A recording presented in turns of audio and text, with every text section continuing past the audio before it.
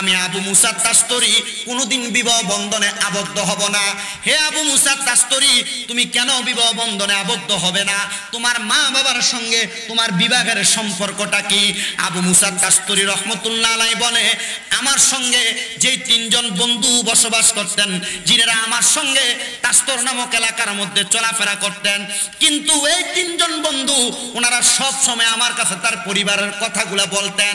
কথাগুলা বললে আমি আবু মুসা তাস্তরি চিন্তা করলাম, তার পরিবারের এমন চিন্তা ধারণার কারণে তার ঘরের মধ্যে এমন প্ররোচনা চলে, খারাপ কর্মকাণ্ড চলে।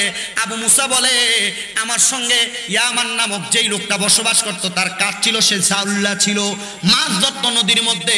ইয়ামান নামক লোকটা আমাকে বলেছে, হে ভাই, আমি যদি জানতাম কোনোদিন সমাজের মধ্যে চলাফেরা করা অবস্থায় বিবাহ বন্ধনে আবদ্ধ হতাম না। হে ইয়ামান, কেন তুমি বিবাহ বন্ধনে আবদ্ধ হইতা না? ইয়ামান ডাক দিয়া বলে, হে আবু মুসা, তুমি তো তোমার এলেম অর্জন নিয়ে ব্যস্ত, পড়ালেখা নিয়ে ব্যস্ত, তুমি দ্বীনি এলেম শিক্ষা গ্রহণ করা নিয়ে ব্যস্ত, কিন্তু আমি যখন সারাদিন পর্যন্ত নদীর মধ্যে মাছ নিয়ে আসি, মাছগুলা নিয়ে আসার পরে আমি ইয়ামেনের অন্তরের মধ্যে প্রশান্তির জন্য আমি আমার ঘরের মধ্যে গিয়ে যখন বসি, সর্বপ্রথম আমি আমার আম্মাজানের সম্মুখীন হয়ে যাই। আম্মাজানের সম্মুখীন হওয়ার সাথে সাথে আমার আম্মাজান, আমি ইয়ামেনের কাছে একটা আবদার জানাই, সন্তান, তোমার কাছে আমি মায়ের একটা আবদার হলো, তুমি যতক্ষণ পর্যন্ত ঘরে থাকো তোমার স্ত্রী আমি মায়ের সঙ্গে কোনো কথাই বলে না, আমি মায়ের সঙ্গে তার জবানটাকে বন্ধ করে রাখে। ইয়ামান, তোমার কাছে আমার আবদার হলো, তুমি ঘর থেকে বের হওয়ার সাথে সাথে তোমার স্ত্রী আমার সঙ্গে এমন আচরণ করে যে আচরণের কারণে আমি মায়ের কলিজার মধ্যে আঘাত যায়।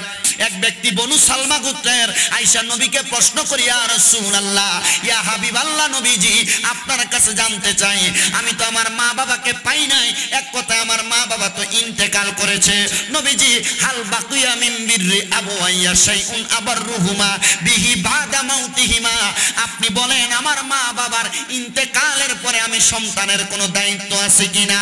আল্লাহর হাবিব সাল্লাল্লাহু আলাইহি ওয়াসাল্লাম নবী আমার বলে, উম্মত শোনো রে, আমি নবী ঘোষণা করলাম আম্মা আব্বার ইন্তেকালের পরে একটা সন্তানের সর্বনিম্ন দায়িত্ব হলো 5টা। হুজুর, মা বাবা জীবিত থাকা অবস্থায় আম্মা আব্বা ইনকাম করতে পারে না, শরীরের মধ্যে শক্তি নাই, আম্মা আব্বাকে আমি যদি আহার করাই, আম্মা আব্বার খেদমত করি, আমার আল্লাহ তাআলা আমাকে জান্নাত প্রদান করবে, আমাদেরকে উত্তম সন্তান হিসেবে সাব্যস্ত করবে। হুজুর জানতে চাই, আম্মা আব্বা তো ইন্তেকাল করলো, আম্মা আব্বার প্রতি আমার দায়িত্ব আবার কেন 5টা হয়ে গেল? আল্লাহর হাবিব সাল্লাল্লাহু আলাইহি সাল্লাম ঘোষণা করে, উম্মত, হা হা হা, তোমার আম্মা আব্বা ইন্তেকালের পরে তুমি সন্তানের উপর দায়িত্ব হলো 5টা। জোরে বলেন সুবহানাল্লাহ। বলেন কয়টা দায়িত্ব? 5টা দায়িত্ব।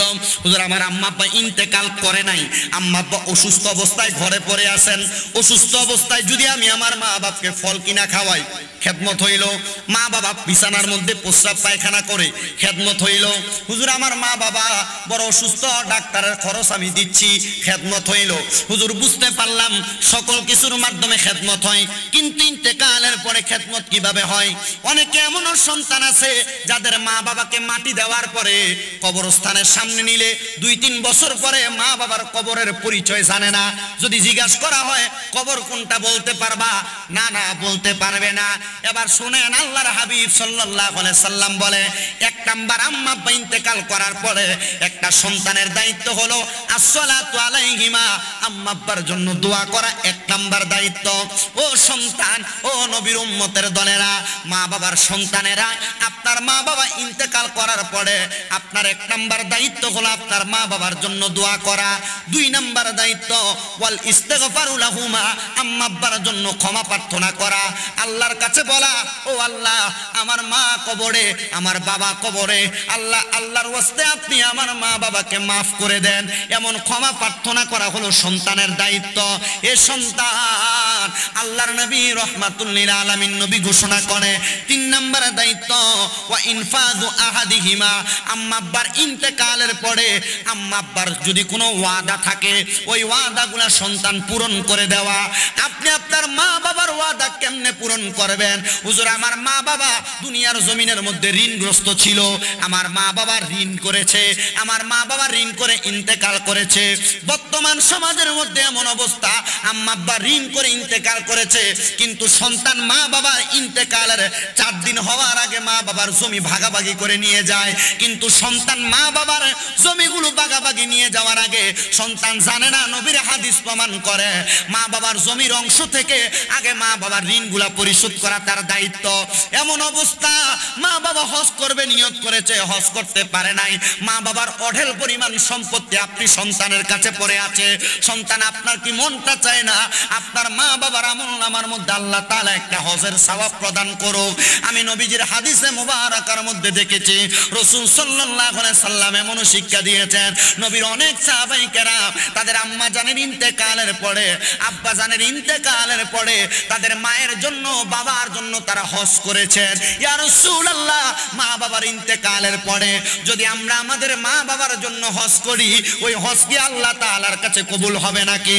রহমাতুল লিল আলামিন নবী শিখিয়ে দেয় উম্মত, হ্যাঁ অবশ্যই কোন সন্তান যদি তার মার জন্য, বাবার জন্য হজ পালন করে, ওই হজ আমার আল্লাহ তার মা বাবার জন্য কবুল করবে। বলেন সুবহানাল্লাহ।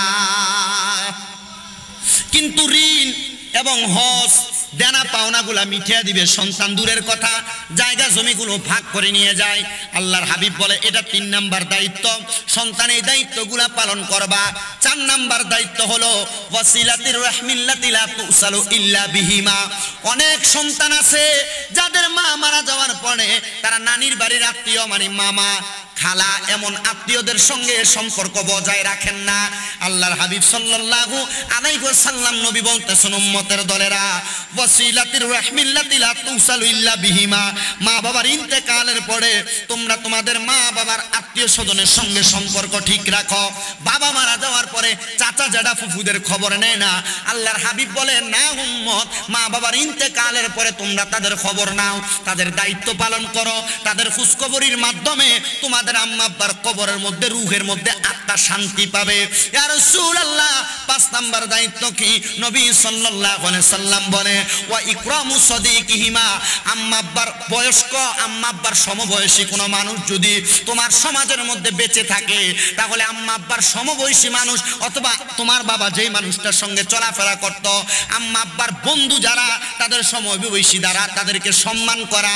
নবীজি বুঝতে পারলাম না, আরো বুঝিয়ে দেন। নবীর হাদিসের ব্যাখ্যা করতেছেন ওলামায়ে কেরাম যে, শুনো, বাবার বয়সী কোনো মুরব্বী যদি বেঁচে থাকে, তোমার বাবাকে যেটা করলে তুমি শান্তি পাইতা, তোমার বাবার বয়সী মুরব্বীটাকে তুমি সেইটাই করো। তোমার মাকে যেটা করলে তুমি শান্তি পাইতা, মায়ের বয়সী মুরব্বীরে তুমি সেটাই করো। ইয়া রাসূলুল্লাহ, ওগো মায়ার নবী, রহমাতুল লিল আলামিন নবী, আপনি নবীজির কাছে জানতে চাই, এটা করলে যদি আমার মা বাবার কবরে শান্তি পায়, আমরা তো আমাদের মা বাবার জন্য এটা করতে চাই। রাসূল সাল্লাল্লাহু আলাইহি ওয়াসাল্লাম নবী বলে, উম্মত, এই 5টা কাজের মাধ্যমে একটা সন্তানের মা বাবা ইন্তেকাল করার পরে যখন সন্তান 5টা কাজ সম্পাদন করে, আমার আল্লাহ তাআলা তার মা বাবার কবরের মধ্যে উত্তম জাযা হিসেবে জান্নাত প্রদান করে। জোরে বলেন সুবহানাল্লাহ। সবাই মুহাব্বতের আওয়াজে দরুদ শরীফ পড়েন, আল্লাহুম্মা সাল্লি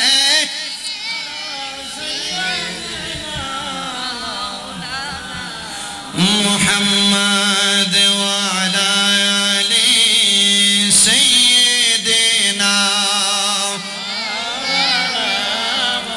মুহাম্মাদ। আল্লাহুম্মা সাল্লি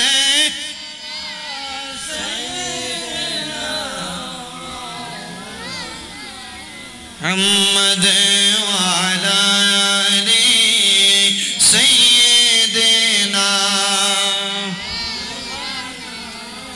ওগো মায়ার নবীজি, তোমার কথা শুধু ভাবি। ওগো মায়ার নবীজি, তোমার কথা শুধু ভাবি।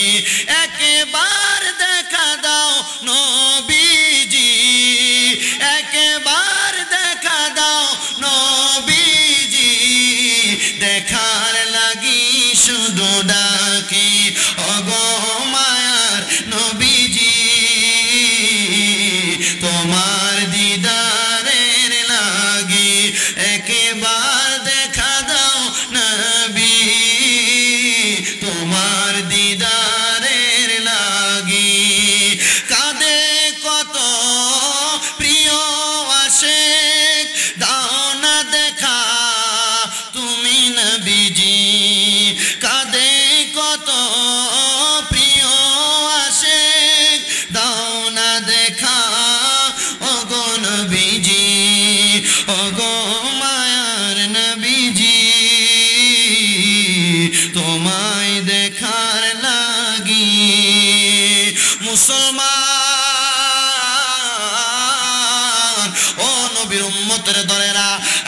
মনোযোগের সাথে আলোচনাটা শ্রবণ করেন। এই হাদিসের আলোকে আমি হযরতে আবু মুসা তাস্তরী রহমতুল্লাহ আলাইহির একটা ঘটনা কোট করেছি। হযরতে আবু মুসা তাস্তরী রহমতুল্লাহ আলাইহি বলে, এই দুনিয়ার জমিনের মধ্যে অনেক মা বাবাকে দেখেছি বড় অবহেলিত। এই অবহেলিত মা বাবাকে দুঃখ দেখার পরে আমি আবু মুসা তাস্তরী মনে মনে চিন্তা করলাম, আমি সমাজের মধ্যে যতদিন পর্যন্ত বেঁচে থাকবো আমি আবু মুসা তাস্তরী কোনোদিন বিবাহ বন্ধনে আবদ্ধ হব না। হে আবু মুসা তাস্তরী, তুমি কেন বিবাহ বন্ধনে আবদ্ধ হবে না? তোমার মা বাবার সঙ্গে তোমার বিবাহের সম্পর্কটা কি? আবু মুসা তাস্তরী রহমতুল্লাহ আলাইহি বলে, আমার সঙ্গে যে তিনজন বন্ধু বসবাস করতেন, যিনারা আমার সঙ্গে তাস্তর নামক এলাকার মধ্যে চলাফেরা করতেন, কিন্তু এই তিনজন বন্ধু ওনারা সব সময় আমার কাছে তার পরিবারের কথাগুলা বলতেন। কথাগুলা বললে আমি আবু মুসা তাস্তরী চিন্তা করলাম, তার পরিবারের এমন চিন্তা ধারণার কারণে তার ঘরের মধ্যে এমন প্ররোচনা চলে, খারাপ কর্মকাণ্ড চলে। আবু মুসা বলে, আমার সঙ্গে ইয়ামান নামক যেই লোকটা বসবাস করত, তার কাজ ছিল সে জাউল্লা ছিল, মাছ ধরত নদীর মধ্যে। ইয়ামান নামক লোকটা আমাকে বলেছে, হে ভাই, আমি যদি জানতাম কোনোদিন সমাজের মধ্যে চলাফেরা করা অবস্থায় বিবাহ বন্ধনে আবদ্ধ হতাম না। হে ইয়ামান, কেন তুমি বিবাহ বন্ধনে আবদ্ধ হইতা না? ইয়ামান ডাক দিয়া বলে, হে আবু মুসা, তুমি তো তোমার এলেম অর্জন নিয়ে ব্যস্ত, পড়ালেখা নিয়ে ব্যস্ত, তুমি দ্বীনি এলেম শিক্ষা গ্রহণ করা নিয়ে ব্যস্ত, কিন্তু আমি যখন সারাদিন পর্যন্ত নদীর মধ্যে মাছ নিয়ে আসি, মাছগুলা নিয়ে আসার পরে আমি ইয়ামেনের অন্তরের মধ্যে প্রশান্তির জন্য আমি আমার ঘরের মধ্যে গিয়ে যখন বসি, সর্বপ্রথম আমি আমার আম্মাজানের সম্মুখীন হয়ে যাই।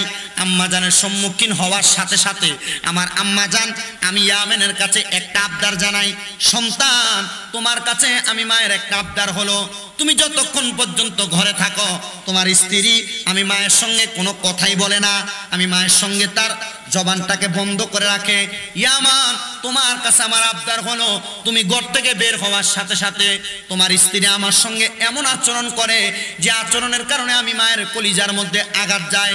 মা, আপনার মেয়ের মতো মনে করে তাকে আপনি ক্ষমা করতে পারেন।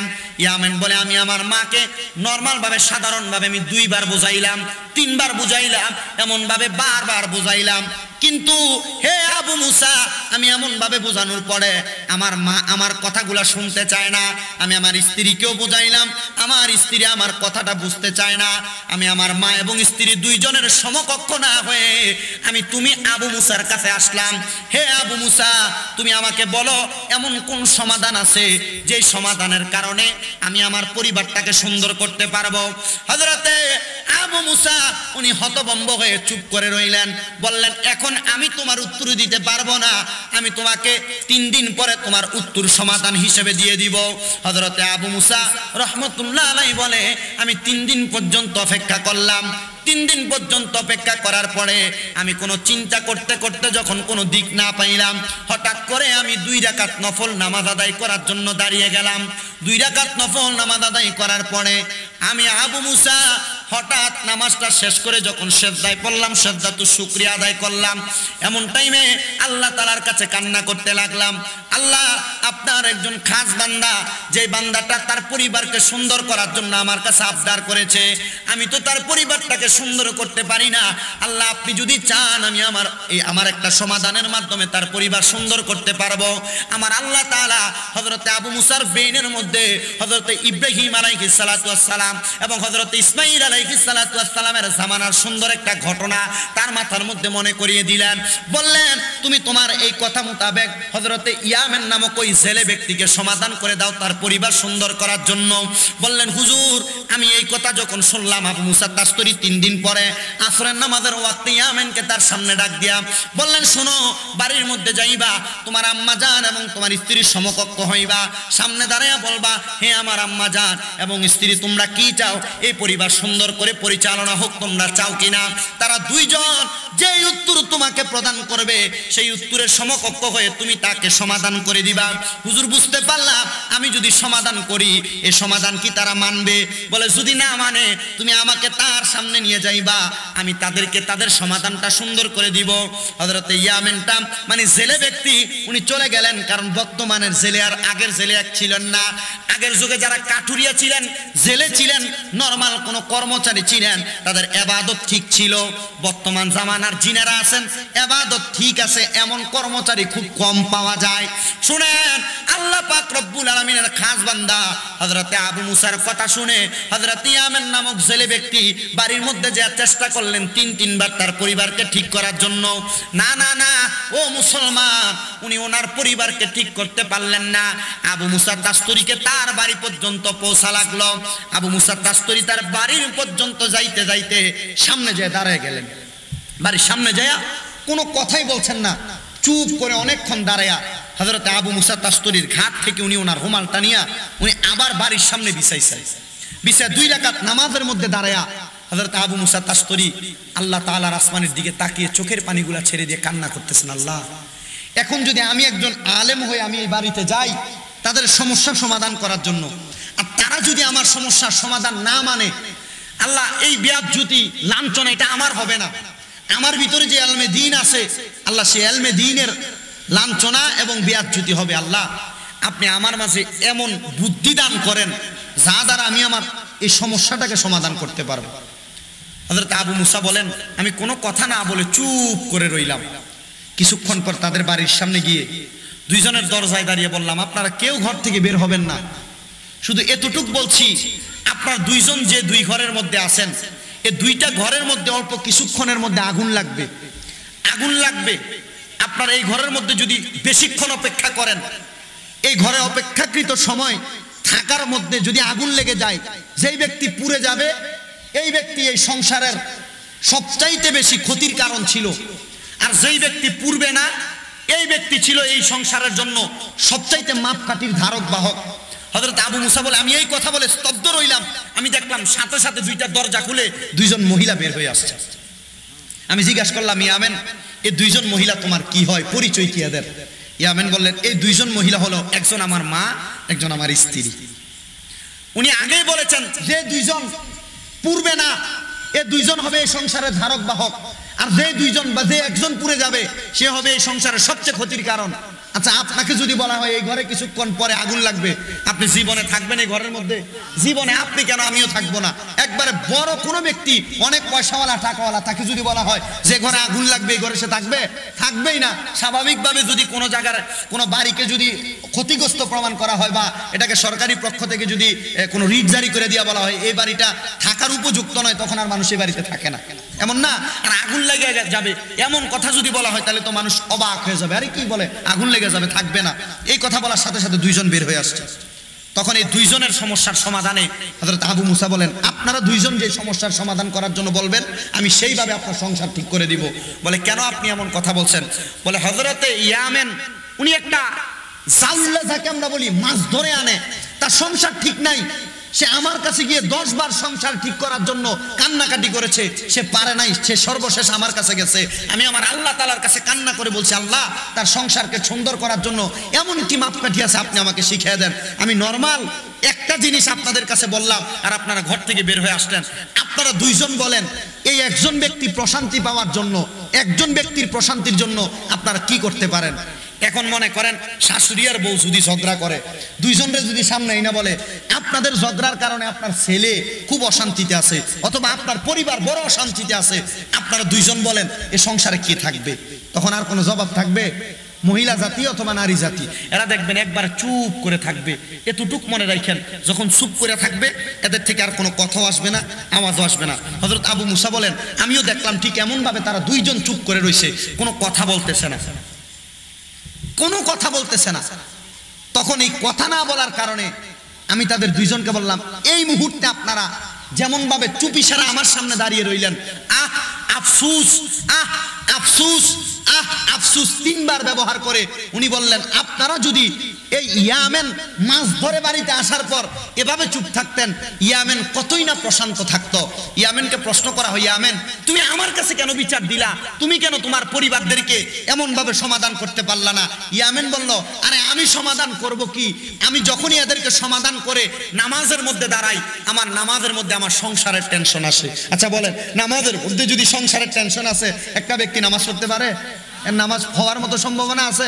কোনো সম্ভাবনাই নাই। চিন্তা করতেছে, হুজুর আমি একদিন নামাজ যখন পড়তে পারি নাই, সর্বশেষ 3 দিন আমি চেষ্টা করেছি নামাজ পড়ার জন্য, একটানা 3 দিন আমার নামাজে কোনো মনোযোগী আসে নাই, শুধু একমাত্র আমার পরিবারের টেনশনের কারণে।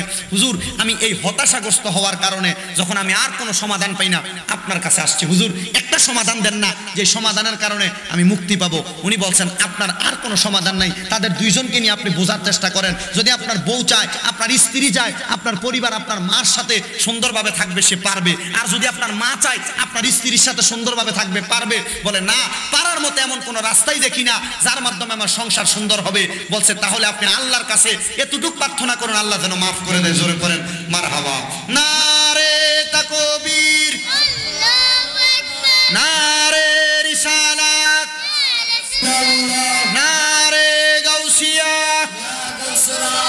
হযরত মাওলানা মুফতি রফিকুল ইসলাম হেলালি সাহেবের আগমন এই মাহফিলের পক্ষ থেকে, এই মাহফিলের পক্ষ।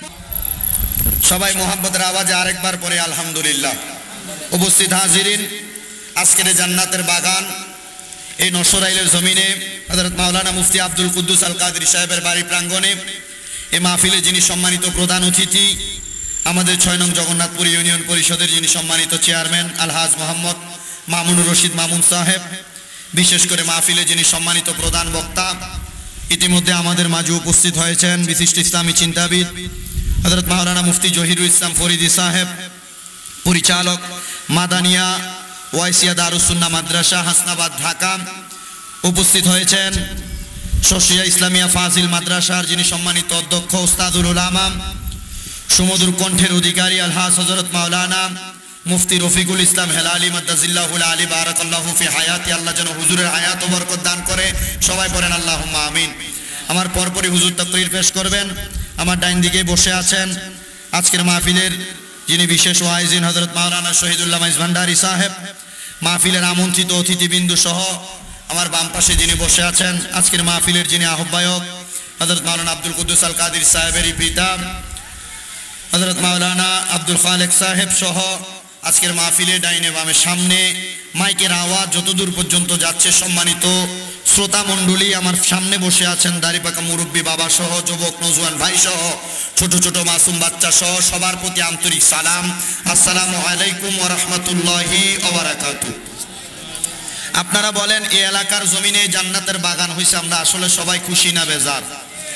আলহামদুলিল্লাহ, আমরা সবাই খুশি। কেননা আল্লাহ পাক রব্বুল আলামিন এই জান্নাতের বাগানের মাধ্যমে, আজকের এই ওয়াজ ও দোয়ার মাহফিলের মাধ্যমে এই এলাকা সহ সারা পৃথিবীর যত মুর্দেগান মুসলমান ইমানদার নরনারী অন্ধকার কবরে, আল্লাহ তাআলা সবার কবরের আযাব মাফ করবে, এই বিশ্বাস আমাদের অন্তরে আছে। কথা বলেন ঠিক কিনা? যেহেতু আল্লাহ তাআলা আমাদের বংশের কবরের আযাব সহ সমস্ত পৃথিবীর মানুষের কবরের আযাব আজকের মাহফিলে দোয়া করার কারণে মাফ করে দিতে পারে, ওই আল্লাহ তাআলার শুকরিয়া আদায় করে একটু মোহাব্বতের আওয়াজে জবান খুলে সবাই পড়ি আলহামদুলিল্লাহ।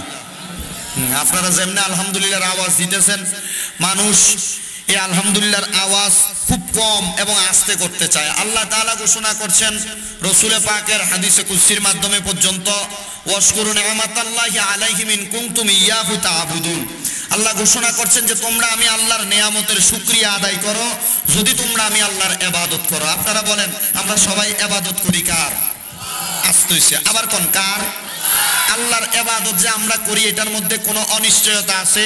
তাহলে একটু মোহাব্বতের আওয়াজে বলেন, ইবাদত করি কার? ডান হাতটা তুলে জোরে ডাক দি আল্লাহ, মোহাব্বতের আওয়াজে ডাক দি আল্লাহ, দুইটা হাত তুলে পড়ি ইয়া রাসূলুল্লাহ, মোহাব্বতের আওয়াজে পড়ি ইয়া রাসূলুল্লাহ। আমার বাবাজিরা, বন্ধুরা, গভীর মনোযোগ অন্তরের কানটা লাগিয়ে শুনবেন। আমরা সবাই আল্লাহর ইবাদত করি, কথাটা যেমন সত্য। আমার আল্লাহ তাআলা আমাদেরকে ইবাদতগুলা প্র্যাকটিক্যালি শেখানোর জন্য আমার নবী রাহমাতুল লিল আলামিন নবীর মাধ্যমে আমরা উম্মতে মুহাম্মদীদেরকে এমন ভাবে ইসলামটাকে আমাদের মাঝে প্রেজেন্টেশন করেছেন, আমাদেরকে শিক্ষা দান করেছেন।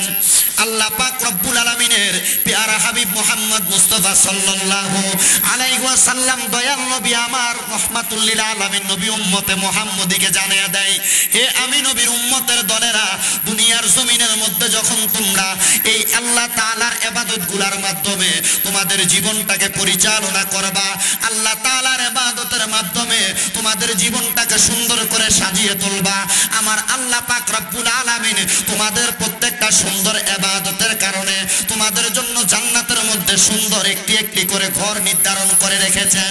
ইয়া রাসূলুল্লাহ, ইয়া হাবিবাল্লাহ নবীজি, আপনার কাছে আমরা জানতে চাই, আপনি দয়াল নবী রাহমাতুল লিল আলামিন নবী আমাদেরকে জানিয়ে দেন আমার আল্লাহ তাআলা কেমন করে সুন্দর ঘরটা আমাদেরকে দান করবেন।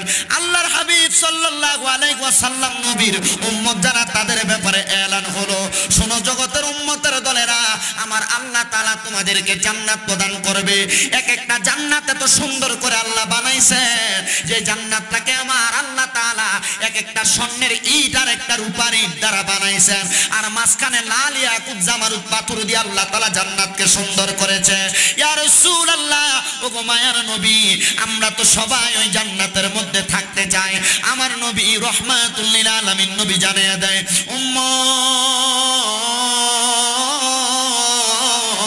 ওই জান্নাতের মধ্যে থাকতে হলে প্রত্যেকটা উম্মতে মুহাম্মদী দুনিয়ার মধ্যে তিনটা কাজ করা লাগবে। হযরত আনাস ইবনে মালিক রাদিয়াল্লাহু তাআলা আনহু হাদিস বর্ণনা করে, উনি বলেন এই তিনটা কাজের মধ্যে এক নাম্বার, একটা বান্দা যদি আল্লাহ তাআলার জান্নাতের মধ্যে থাকতে চায়, ওই বান্দা কখনো কোনোদিন শিরিক করতে পারবে না। ইয়া রাসূলুল্লাহ, আমরা আপনার কাছে শিরিকের ব্যাপারে জানতে চাই। আমার রাসূল সাল্লাল্লাহু আলাইহি ওয়াসাল্লাম আমাদেরকে শিরিক না করার আদেশ করেছেন। দুই নাম্বার, আল্লাহর একটা বান্দা যদি দুনিয়ার জমিনের মধ্যে আল্লাহর ইবাদত করে।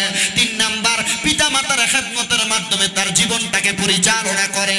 এই তিনটা কাজের মাধ্যমে আল্লাহ তাআলার জান্নাতের মধ্যে আল্লাহর একটা বান্দা প্রবেশ করবে। জবান খুলে উচ্চ কণ্ঠে জোরে জোরে পড়ি না সুবহানাল্লাহ। হে আমার মুসলমান ইমানদারের দল, হে নবীর উম্মতের দলেরা, আমার আল্লাহ তাআলা আপনাকে আমাকে তিনটা কাজের মাধ্যমে আল্লাহ তাআলার জান্নাত প্রদান করবে। ইয়া রাসূলুল্লাহ, বুঝতে পারলাম আল্লাহ তাআলা আমাদেরকে তিনটা কাজের মাধ্যমে জান্নাত প্রদান করবে। এবার আসেন, তিনটা কাজের মধ্যে এক নাম্বার হলো শিরিক করা, শিরিক করা থেকে বিরত থাকা। দুই নাম্বার হলো আল্লাহ তাআলার ইবাদত করা। তিন নাম্বার অবিল ওয়ালিদাইনি ইহসানা, আম্মা আব্বার খেদমত করা অথবা তাদের প্রতি ইহসান করা। এই তিনটা কথা বলে আমি আমার আলোচনার ইতি টানবো বাবাজিরা, গভীর মনোযোগ অন্তরের কানটা লাগিয়ে শুনবেন। এক নাম্বার শিরিকের ব্যাপারে মুহাক্কিক আলেমে দ্বীনরা কি বলে শুনে নেন। মহান আল্লাহ তাআলার জাত এবং সিফাতের সঙ্গে দুনিয়ার কোনো কিছুর সঙ্গে তুলনা করা অথবা অংশীদারিত্ব স্থাপন করার নাম হলো শিরিক। আরেকবার মনোযোগ দিবেন, আল্লাহ তাআলার জাত, আল্লাহ তাআলার সিফত, এই দুইটা জিনিসের সঙ্গে কোনো কিছুর তুলনা করা, এটা হলো শিরিক। দুই নাম্বার, আল্লাহ ব্যতীত কাউকে কোনো জায়গায় কোনো স্থলে সেজদা করা, আল্লাহ ব্যতীত কাউকে কোনো জায়গায় কোনো স্থলে সেজদা করা শিরিক। আল্লাহ ছাড়া কাউকে সেজদা করা, আল্লাহ ছাড়া কাউকে সেজদা করা শিরিক। আল্লাহ ব্যতীত কাউকে খোদা মানা শিরিক। আল্লাহ ছাড়া কাউকে সেজদা করা যেমন শিরিক, আল্লাহ ছাড়া কাউকে খোদা মানা তেমন শিরিক। শুধু তাই নয়, আল্লাহ তাআলার সিফত যতগুলা গুণ আছে, আল্লাহ তাআলার কোন গুণের সাথে দুনিয়ার কোন সাধারণ মানুষ, দুনিয়ার কোন গাছ, দুনিয়ার কোন পালা পশু পাখির সঙ্গে তুলনা করা ঠিক তেমন ভাবে শিরিক। এজন্য আল্লাহ তাআলার ক্ষমতা যেমন ভাবে সর্বত্র বিরাজমান, শিরিক মুক্ত ইবাদত আল্লাহ তাআলার কাছে যখন আপনি করে দেখাইতে পারবেন, আমার আল্লাহ তাআলা আপনাকে আমাকে জান্নাতের মধ্যে প্রদান করবে। ইয়া রাসূলুল্লাহ, ওগো মায়ার নবী, ওগো দয়ার নবী, রাহমাতুল লিল আলামিন নবী, শিরিক করলাম না, কিন্তু আপনার আল্লাহ তাআলার ইবাদতটা আমি করলাম। কেমন ইবাদত? আমরা জানি মুসলমান ব্যক্তি যারা আমরা, আমাদের উপর আল্লাহ তাআলা 5 ওয়াক্ত নামাজকে ফরজ করে দিয়েছেন। এই 5 ওয়াক্ত নামাজকে ফরজ করে দিয়ে আমরা বান্দারা দুনিয়ার জমিনের মধ্যে যদি আল্লাহ তাআলার ইবাদতটাকে করতে পারি, এই 5 ওয়াক্ত নামাজের মাধ্যমে আল্লাহ তাআলা আমাদেরকে জান্নাত প্রদান করবে। হুজুর সাল্লাল্লাহু আলাইহি ওয়াসাল্লাম নবীজির একটা হাদিস শরীফ হযরত আবু হুরায়রা রাদিয়াল্লাহু তাআলা আনহু নিজেই বর্ণনা করে। উনি বলেন, আল্লাহর হাবিব সাল্লাল্লাহু আলাইহি সাল্লাম বলেছে, কোন ব্যক্তি যদি দুনিয়ার জমিনের মধ্যে হায়াতে জিন্দেগির মধ্যে 5 ওয়াক্ত নামাজ আদায় করে, আমার আল্লাহ তাআলা এমন ভাবে তার জীবনের গুনাহগুলো maaf করে দেয়, যেমন ভাবে পানি দ্বারা ধৌত করলে একটা মানুষের শরীর পরিষ্কার হয়ে যায়। ওগো নবী, বুঝতে পারলাম শিরকও করলাম না, আল্লাহ তাআলার ইবাদত করলাম। 3 নাম্বার, আপনার ঘরের মধ্যে আপনার মা বাবা, হোক সেটা বৃদ্ধ, হোক সেটা নওজোয়ান, হোক সেটা আপনার আম্মা আব্বা, যেমন অবস্থায় যে হালতে থাকুক না কেন, আল্লাহর হাবিব সাল্লাল্লাহু আলাইহি ওয়াসাল্লাম নবী বলে, উম্মত এদের প্রতি সদাচরণ করা। ইয়া রাসূলুল্লাহ, ওগো মায়ার নবী, আপনার কাছে জানতে চাই, এদের প্রতি সদাচরণের মাধ্যমে আমার আল্লাহ তাআলা আমাদেরকে কি প্রদান করবে? ওই যে 3টা নিয়ামত, 3টা ইবাদত, 3টা কাজের মাধ্যমে আল্লাহ জান্নাত দিবে। এই 3টা কাজের সর্বশেষ হলো আম্মা আব্বার খেদমত। আপনার মনে প্রশ্ন জাগতে পারে, আম্মা আব্বার খেদমতের মাধ্যমে আল্লাহ তাআলা কেমন করে আমাদেরকে জান্নাত প্রদান করবে? হুজুর, দুনিয়াতে এমন অনেক সন্তান আছে যাদের জন্মের আগে তাদের বাবা ইন্তেকাল করেছে। এমনও সন্তান আছে বাবা ইন্তেকাল করার পরেও মা জননী জন্ম দেওয়ার পরে মা জননী ইন্তেকাল করে, ওই সন্তান তো মায়েরও খেদমত করতে পারলো না, আব্বা জানেরও খেদমত করতে পারলো না। তাহলে কেমনে ওই ব্যক্তি আল্লাহ তাআলার জান্নাত পাবে? 3টা কাজের মধ্য থেকে মাত্র 2টা কাজ করলো, কিন্তু আর একটা কাজ তো তার দ্বারা সম্ভব হলো না। আল্লাহর হাবিব সাল্লাল্লাহু আলাইহি সাল্লামের হাদিসে মুবারাকার মধ্যে পাইলাম, কি ওয়াসিতে রাহমাতুল লিল আলামিন খতমে রাসূল জানে জাহান আহমদ হামিদ মুহাম্মদ মুস্তাফা কি ওয়াসিতে কাদিরি কর কাদিরি রখে কাদিরি मैंने उठा कदरी अब्दुल कदर जिलानी बासफा की वास्ते माबुद मौला रे মায়ার নজর করে তাকে দেখেন গো আল্লাহ। মহাপবিত্র ঈদে মিলাদুন নবী সাল্লাল্লাহু আলাইহি ওয়াসাল্লাম উদযাপন উপলক্ষে সমস্ত কবরবাসীর রূহের মাগফিরাত কামনায় 9তম ওয়াজ দোয়ার মাহফিল সাজাইয়া নসরাইল মাওলানা আব্দুল কুদ্দুস আল কাদেরী সাহেবের বাড়ির প্রাঙ্গণে এই এলাকার আমার দাড়ি পাকা মুরব্বী বাবারা, যুবক নওজোয়ান ভাইয়েরা, ছোট্ট ছোট্ট মাসুম বাচ্চারা, পর্দার অন্তরালের আমার মা বোনেরা সহ আজকের জান্নাতের বাগান মুনাজাতের মধ্যে আল্লাহ আপনার কতগুলা আদরের বান্দা হাত বাড়াইছে। দয়াল রে, যারা হাত তোমার কাছে মায়া লাগে, পছন্দ হয়, ওই হাতের উসিলায় আমরা প্রত্যেকের জীবনের গুনাহ তুমি মাফ করে দাও। এরে আমার এই নসরাইল এবং আশেপাশে এলাকার মা বোনেরা গো, কি গো মা, মায়ের নজর করে দেখছনি গো মা, অন্তরের কানটা লাগে শুনছনি গো মা, মুনাজাত হইতেছে আমার আল্লাহর দরবারে, আমিন আমিন করে 2খানা হাত বাড়াইয়া দেও গো মা। আমরার বিশ্বাস আছে গো আমার আল্লাহ একটা হাতও খালি ফিরাইয়া দিবে না। মারা গো, জানি না গো মা, আজকের জান্নাতের বাগান মাহফিলটা কার জন্য জানি, জীবনের শেষ জান্নাতের বাগান মাহফিল।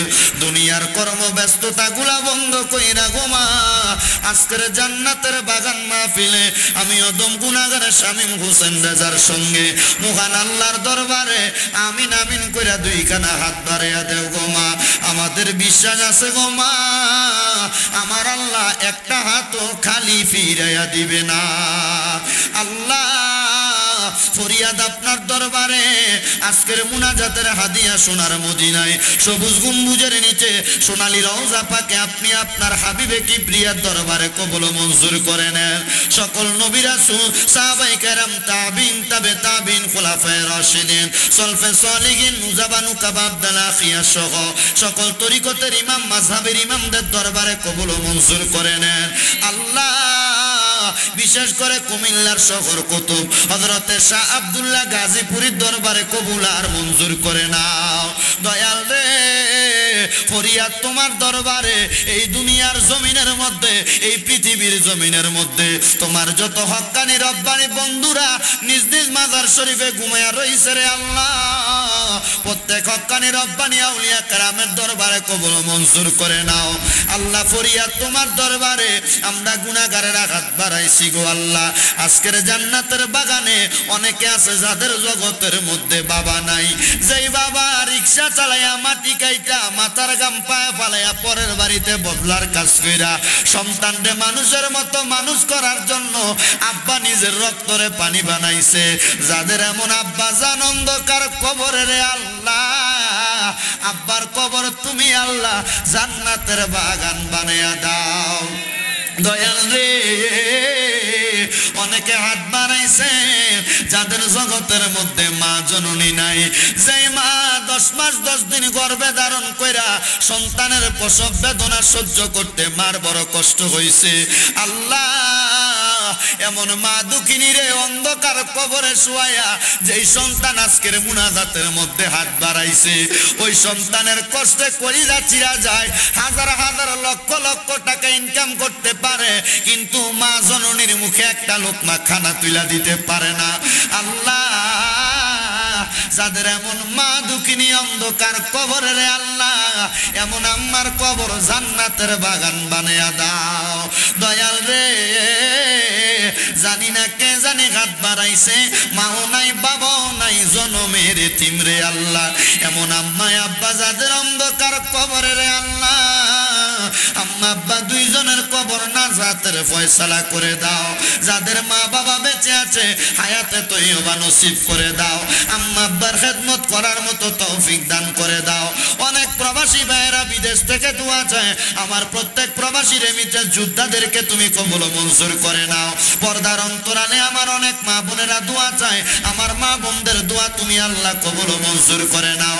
আল্লাহ ফরিয়াদ আপনার দরবারে রাব্বুল আলামিন, সারা বিশ্বের আনাচে কানাচে যত মুসলমান নরনারী আছে প্রত্যেকের জন্য ক্ষমা প্রার্থনা করি, আল্লাহ তুমি সবাইকে মাফ করে দাও। আর ফিলিস্তিনের মুসলমান ভাইদেরকে তুমি আল্লাহ হেফাজত করো আল্লাহ। বিশেষ করে এই সোনার বাংলাদেশের জন্য যারা প্রশাসনিকভাবে রাজনৈতিকভাবে সহযোগিতা করে প্রত্যেক কর্মকর্তাদেরকে তুমি কবুল মঞ্জুর করে নাও। আজকে নসরাইলের জমিনে জান্নাতের বাগান মাহফিলের মধ্যে যারা টাকা দিয়া, পয়সা দিয়া, শ্রম দিয়া, বুদ্ধি দিয়া, পরামর্শ দিয়া, মাইক দিয়া, লাইট দিয়া, প্যান্ডেল দিয়া, মিডিয়ার বায়না সহ পর্দার অন্তরালে যত মা বোনেরা শ্রোতা মণ্ডলীরা সহ আছেন, আল্লাহ প্রত্যেকের দোয়া তুমি কবুল মঞ্জুর করে নাও। মরণের আগে বারবার তাওয়াফে বাইতুল্লাহ জিয়ারতে রওজা রাসূলুল্লাহ নসিব করায়া আমাদের প্রত্যেকের দিলে জবানে মধুর কালেমা পড়ায়া দিয়েন, লা ইলাহা ইল্লাল্লাহু মুহাম্মাদুর রাসূলুল্লাহ সাল্লাল্লাহু খুলে মুহাব্বতের আওয়াজে উচ্চ কণ্ঠে জোরে জোরে পড়েন আলহামদুলিল্লাহ।